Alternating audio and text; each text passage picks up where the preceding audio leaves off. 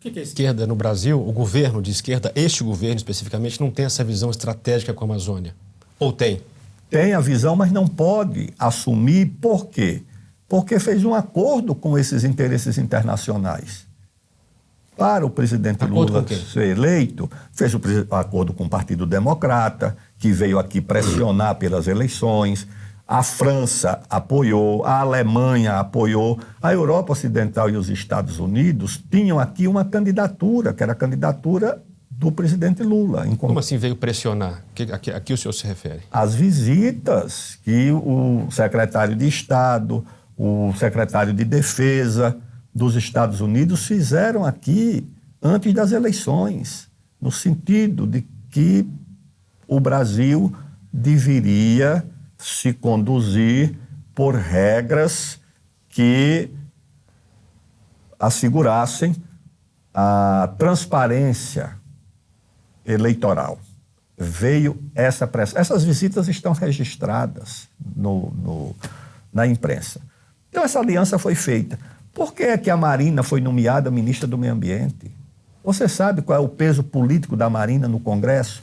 Quantos senadores tem o partido dela? Você sabe? Eu acho que não tem nenhum hoje, né? Nenhum. Ou poucos. Nenhum. Não tem um senador. Tem um deputado federal.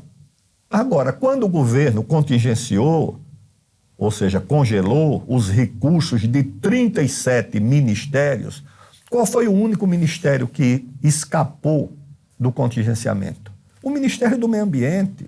Ou seja, a força política vem de onde? Não vem do Congresso. Não é uma força política com raízes e bases nacionais. É uma força política que vem de fora, das embaixadas da Europa Ocidental e dos Estados Unidos, das organizações não governamentais por eles financiadas. Essa é que é a correlação de forças. Então, voltando à Amazônia, você tem ali os recursos minerais do mundo, você tem os recursos hídricos do mundo, você tem a fronteira da agropecuária do mundo, você tem uma fábrica de energia. Os rios da Amazônia, eles têm duas origens.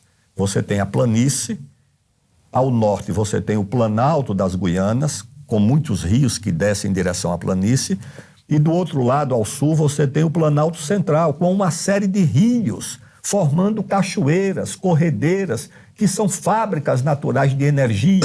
E você tem uma situação absurda que a China, que é um país que nem se compara com o Brasil em recursos hídricos, tem o dobro de geração de energia hidrelétrica em relação ao Brasil, porque o Brasil foi congelado.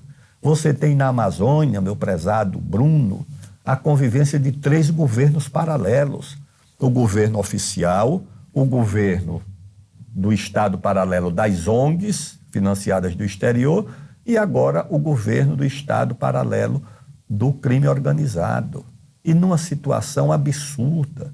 Você viu agora recentemente o Tribunal Regional Federal da Primeira Região, o TRF1, que fica em Brasília, um desembargador proibiu a recuperação da BR-319, que é a única ligação de Manaus com o resto do país. Liga Manaus a Porto Velho. Essa BR foi inaugurada em 1971, 72, asfaltada. Agora é só para recuperar. E a pretexto de que ela pode facilitar a invasão de terra, a queimada, a invasão de terra indígena, etc. A esse pretexto, o desembargador da primeira região aqui de Brasília resolveu proibir a recuperação dessa rodovia. Agora você veja só, Brasília tem 5.800 quilômetros quadrados.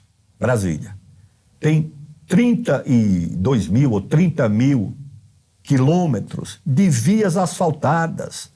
Em 5.800 quilômetros quadrados, você tem 30 mil quilômetros de vias asfaltadas. O estado do Amazonas, Bruno, tem 1.500.000 quilômetros quadrados. Ou seja, quase 150 vezes o tamanho de Brasília. Enquanto Brasília tem 30 mil quilômetros de vias asfaltadas, o estado do Amazonas, em 1.500.000, tem apenas 5 mil. Como é que você transporta criança para a escola se não tiver uma via? Como é que você transporta um doente? Como é que você transporta mercadoria? Como é que as pessoas se deslocam de uma cidade para outra? Recentemente, o Ministério Público, um juiz, também decidiram que não pode haver uma estrada ligando o município de Manoel Urbano ao município de Santa Rosa do Purus, que é lá no extremo oeste do Acre, na fronteira com o Peru. Eu conheço o município de Santa Rosa do Purus. Como é que você transporta uma criança para uma escola ou de Manoel Urbano ou de Santa Rosa do Purus se não tiver uma estrada? Agora, um desembargador que está em Brasília, no conforto de Brasília, com a disponibilidade de 30 mil quilômetros de vias asfaltadas, onde qualquer pessoa se desloca em asfalto, como é que coíbe? É uma alienação completa, é um desprezo completo pela realidade de uma região que tem a maior riqueza do mundo e a maior pobreza do país. Será que isso não cai no STJ, não? Quando chega no STJ, essa decisão não vai ser revogada? Olha, caindo ou não, o absurdo já foi realizado. Isso é uma insensatez completa. Não se pode conceber uma corporação completamente desligada do drama de uma região inteira. Porque na Amazônia, Bruno, convivem ao mesmo tempo esses dados colossais de disponibilidade de recursos naturais, de minérios, de biodiversidade, de terras boas para a agricultura, de água. Ao mesmo tempo, a Amazônia tem, ao mesmo tempo, a população com o maior índice de analfabetismo, com o maior índice de mortalidade infantil, com o maior índice de doenças infecciosas. Quando eu visitava as aldeias lá na Amazônia, as aldeias indígenas que voltavam aqui para São Paulo, meus amigos médicos diziam, faça o exame de tuberculose. Eu tinha que fazer aquele exame que faz aqui na pele, fica vermelho. Por quê? Porque dizia, tem lá um índice muito elevado de tuberculose. Então eu tinha que fazer esses exames. Você tem os piores indicadores de saneamento básico, os piores indicadores de água tratada, os piores indicadores de luz elétrica por domicílio, numa região que exporta energia para o sul e para o sudeste. E você acha que Brasília, que o Judiciário, que o Ministério Público percebem isso? Não. O Ministério Público Federal, com honrosas exceções na Amazônia, é o braço jurídico das ONGs. Eu disse isso lá numa palestra no Ministério Público Federal em Brasília. Isso precisa mudar. É uma instituição do Estado brasileiro. Não pode um promotor ser conselheiro de uma ONG que recebe dinheiro do exterior para bloquear o desenvolvimento do país. Como mudar isso? Como mudar isso?